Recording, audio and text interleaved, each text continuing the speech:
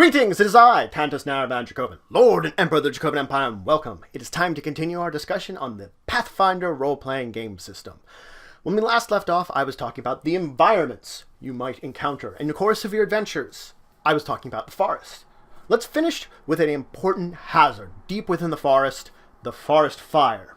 Now, the forest fire can occur when a lightning strikes, or a campfire gets out of control, or anything of the like, when the conditions are right with tinder and other materials around that is very dry conditions, a forest fire can occur.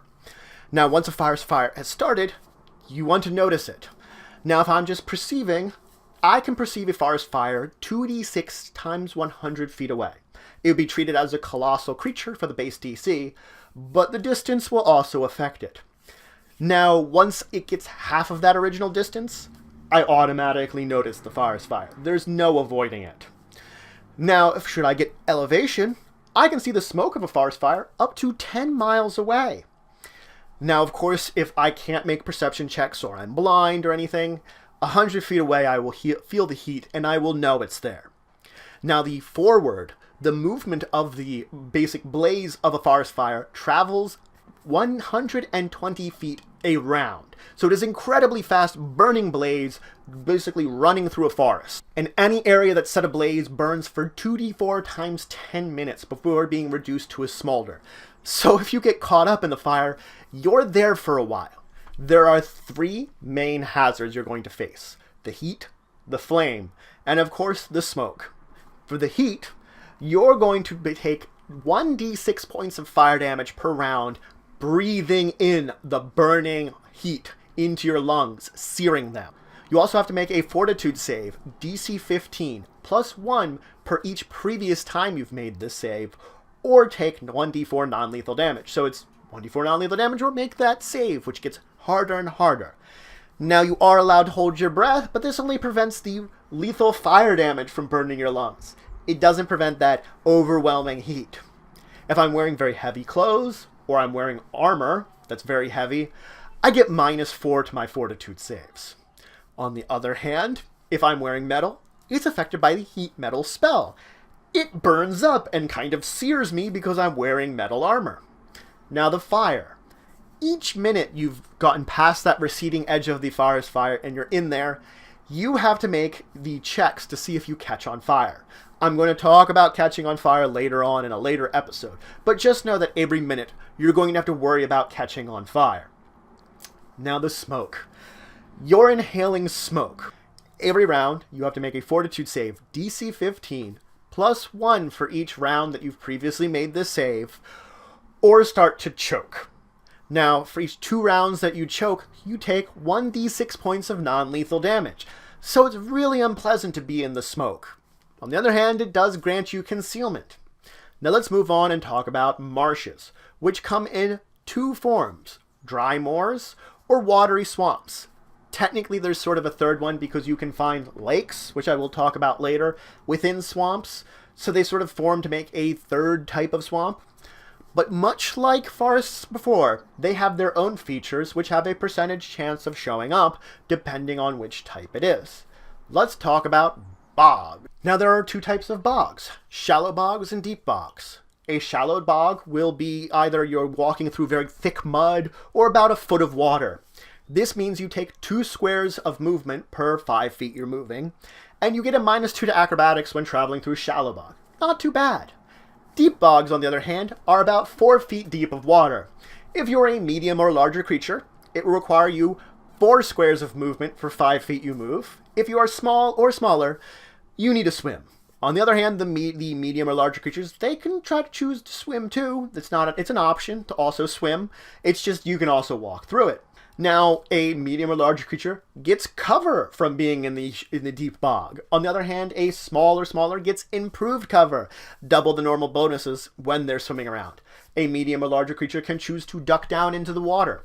That would grant them improved cover, but they would get -10 to any attack not against something underwater. They're basically putting them in a situation that they can really attack things underwater. Not good above it when they're ducking down like that. Now, you can encounter undergrowth within a marsh. This functions exactly like the undergrowth that appears in the forest. The only exception is You can't have bog and undergrowth in the same square. They can be separate squares, they can be next to each other, not the same one. So you can, but treat it exactly like the undergrowth I talked about last week, otherwise. Quicksand. It's a major hazard you can find within marshlands. Now, if I'm just walking along, I get a free DC 8 survival check to notice quicksand in front of me. If I'm running or charging, I get no checks. Now, quicksand is traditionally a 20-foot diameter area, and once I move out into it, of course, I'm falling into it. If I'm running or charging, I move 1d2 times 5 feet out into it, so I kind of get into the middle of it. I can tread on water with a DC 10 check. I can try to swim towards one of the shores with a DC 15 swim check. If I fail by 5 or more, I sink below.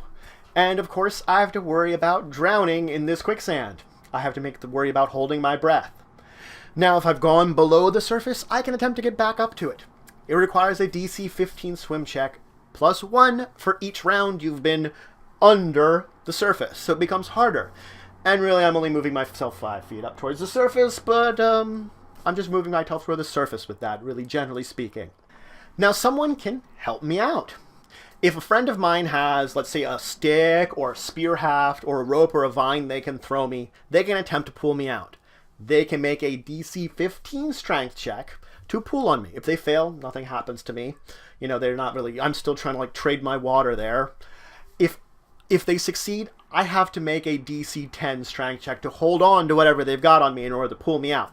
If I fail, I have to make another swim check, DC 15, or begin to sink again, because they're trying to, like, they're disturbing whatever kind of equilibrium I had gotten in the quicksand. Now, hedgerows are combinations of dirt, soil, and thorny bushes, which prevent crossing over. They function as low walls. Your average hedgerow is about 3 foot tall, and requires 2 squares of movement to pass over. So it's a little bit of barrier, but not a huge one. On the other hand, you can find hedgerows which are much wider. If you find a 5 foot wide hedgerow, they're also going to be about 5 foot tall. So they're going to be very thick, almost walls of bramble and brush that are taking up a large chunk of it. It requires 4 squares of movement to move into a hedgerow area and then to move out of it. So you're taking a lot of movement to pass through a hedgerow. On the other hand, you can make a climb check to kind of climb over a hedgerow. It's DC 10, but then it only requires 2 squares of movement if you're combining it with the climb, because it makes it a little easier to move through that area. Now, if you're trying to make perception checks while in a more marsh-like area, traditionally in your moor areas, you're going to be able to see about 66 times 10 feet away at maximum is the distance you're going to be able to see. On the other hand, within a swamp, it's going to be 1d8 times 10 feet maximum that you're going to be able to see. Let's move on from there and start with hills. I'm not going to finish them today, but at least I want to get started on them. Hills themselves oftentimes are combined with other terrain types, though they can show up as sort of their own terrain. That is what I'm kind of talking about right now, the version of hill that it's its own terrain. Now, it also finds itself as a transition between various other kind of terrains. So you could find it between a mountain and a plains, hill lands, kind of rolling hills that you might be entering into. So let's break down some of the features you're going to find in hills. Let's start with, of course, the gentle slope. This is just a very simple slope down that doesn't interfere with your movement whatsoever. You do get an advantage if you're higher on the slope than someone else. You get +1 to attack anyone lower on the slope than you, so you have advantage on the hill. So that's it for today. I introduced you to the forest fire, a danger within the forest that is actually one of the worst hazards you can face while there. Then I moved into talking about marshes, including all the various features, including quicksand, which is a hazard in and of itself, which could cause a lot of trouble to characters that when you fall into it. Then I moved into and just started touching upon talking about hills. In the next episode, I'm going to talk about the remaining features that you can find while traveling through the hills, and then move into talking about mountains, exploring and moving through them, and the various hazards and just general travel that you can use through mountains. So if you have any questions, comments, anything you want to say, anything you think I left out, please leave in the comments below. Please like, share, and subscribe to support the channel, the empire, the work I do. If you want to show some extra support, you could always check out my Patreon, linked in the description below. But regardless, until the next time, I bid you farewell.